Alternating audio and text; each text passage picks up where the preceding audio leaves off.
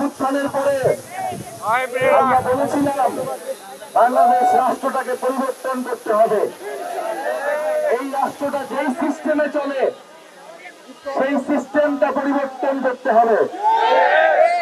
এই সিস্টেমের সবচেয়ে ভালো উদাহরণ হচ্ছে এই নারায়ণগঞ্জ শহর, যেখানে পরিবারতন্ত্র, মাফিয়াতন্ত্র, গডফাদার তন্ত্র সব মিলেমিশে একাকার। নারায়ণগঞ্জে যে সিস্টেম, সেই একই সিস্টেমে পুরো বাংলাদেশটা পরিচালিত হয়ে এসেছে এত বছর ধরে। নারায়ণগঞ্জকে কিছু পরিবার বছরের পর বছর নিয়ন্ত্রণ করেছে।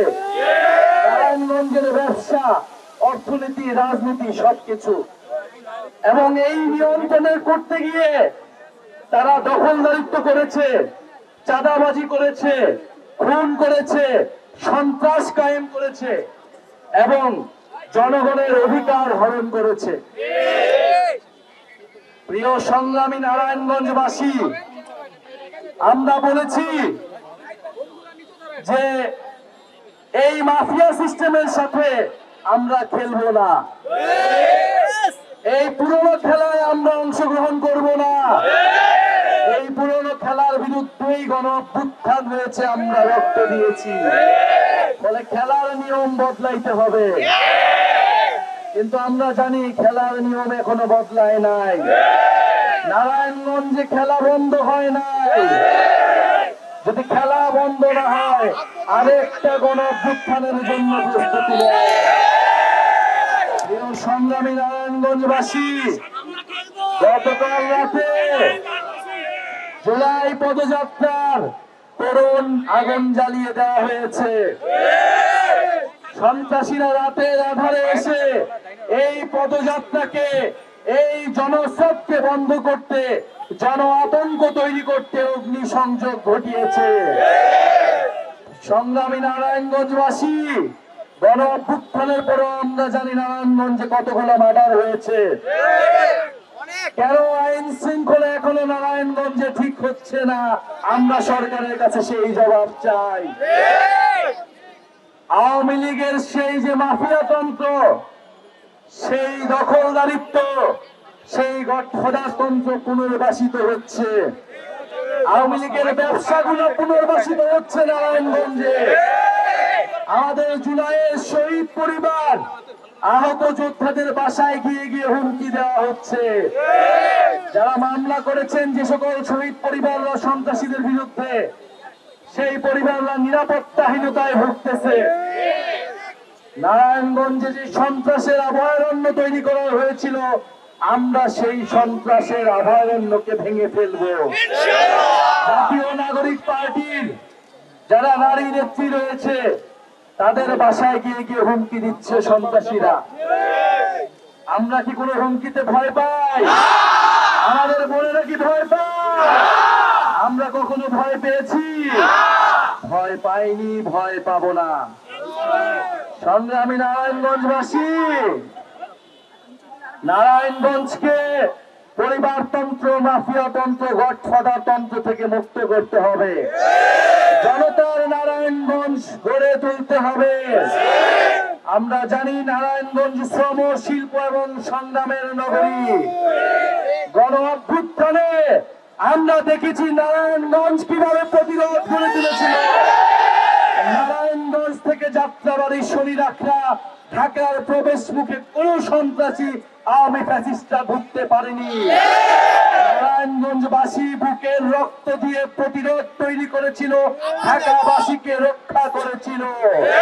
এদিকে নারায়ণগঞ্জ, ওদিকে সাভার, আশুলিয়া, প্রতিরোধ তৈরি হয়েছিল বলেই ঢাকার জনগণ রাজপথে নেমে আসতে পেরেছিল।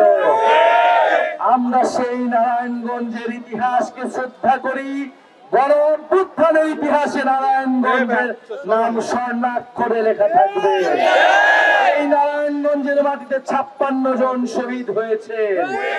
আমরা সে সকল শহীদদের শ্রদ্ধার সাথে স্মরণ করি, তাদের রুহের মাগফিরাত কামনা করি, আমাদের আহত ভাইদের সুস্থতা কামনা করি। প্রিয় নারায়ণগঞ্জবাসী, আজকে কত তারিখ? 18ই জুলাই। আমরা ভুলি নাই 18ই জুলাই। কমপ্লিট শাটডাউনের প্রথম দিন ছিল 18ই জুলাই, যেদিন নারায়ণগঞ্জ নেমেছিল, যাত্রাবাড়ি নেমেছিল, মিরপুর নেমেছিল, উত্তরা নেমেছিল, ধানমন্ডি নেমেছিল, আশুলিয়া নেমেছিল, সাভার নেমেছিল, পুরো বাংলাদেশ নেমেছিল এর বিরুদ্ধে। কিন্তু বিশেষভাবে নেমেছিল যাদেরকে আমরা শ্রদ্ধার সাথে স্মরণ করতে চাই, আমাদের বেসরকারি বিশ্ববিদ্যালয়ে। আজকে বেসরকারি বিশ্ববিদ্যালয় প্রতিরোধ দিবস। যখন পাবলিক বিশ্ববিদ্যালয়গুলো 17ই জুলাই বন্ধ করে দেওয়া হয়েছিল, পুলিশ দিয়ে স্টুডেন্টদেরকে বের করে দেওয়া হয়েছিল, আমরা কমপ্লিট শাটডাউন ঘোষণা করেছিলাম। সেই কমপ্লিট শাটডাউনে প্রাইভেট বিশ্ববিদ্যালয় সহ পুরো বাংলাদেশের ছাত্র সমাজ, সাধারণ মানুষ নেমে এসে গণপ্রতিরোধ তৈরি করেছিল। আজকে ফারহান ফায়াজ আপনাদের নারায়ণগঞ্জের মাটিতে শায়িত আছে, সেই ফারহান ফায়াজের মৃত্যু দিবস। সংগ্রামী নারায়ণগঞ্জবাসী, আজকে শহীদ মুগ্ধর মৃত্যু দিবস। আজকে কয়েকশো মানুষ শহীদ হয়েছিলেন এই ফ্যাসিস্ট সন্ত্রাসী আওয়ামী লীগের বাহিনীর দ্বারা। আমরা ভুলি নাই 18ই জুলাই, ভুলি নাই গণ অভ্যুত্থান, ভুলি নাই। গণ অভ্যুত্থানের পরে আমরা বলেছিলাম ছোট ব্যবসায়ীদেরকে, মাঝারি ব্যবসায়ীদেরকে প্রোটেক্ট করতে হবে এবং মাফিয়া তন্ত্রকে বিচারের আওতায় আনতে হবে। কিন্তু আমরা দেখেছি উল্টো ঘটনা ঘটছে। মাফিয়া অলিগার ব্যবসায়ীদেরকে প্রোটেক্ট করা হচ্ছে নানাভাবে, আর ছোট মাঝারি ব্যবসায়ীরা চাঁদাবাজদের তাড়নায় তারা জীবন যাপন করতে পারছে না। নারায়ণগঞ্জের সৎ ব্যবসায়ীদেরকে আইনি সুরক্ষা দিতে হবে, আইন শৃঙ্খলার পরিবেশ ঠিক করতে হবে, যানজট দূর করতে হবে এবং চাঁদাবাজ মুক্ত করতে হবে। নারায়ণগঞ্জকে আমরা কোন পরিবারের কাছে বর্গা দিতে চাই না, গডফাদারের কাছে বর্গা দিতে চাই না।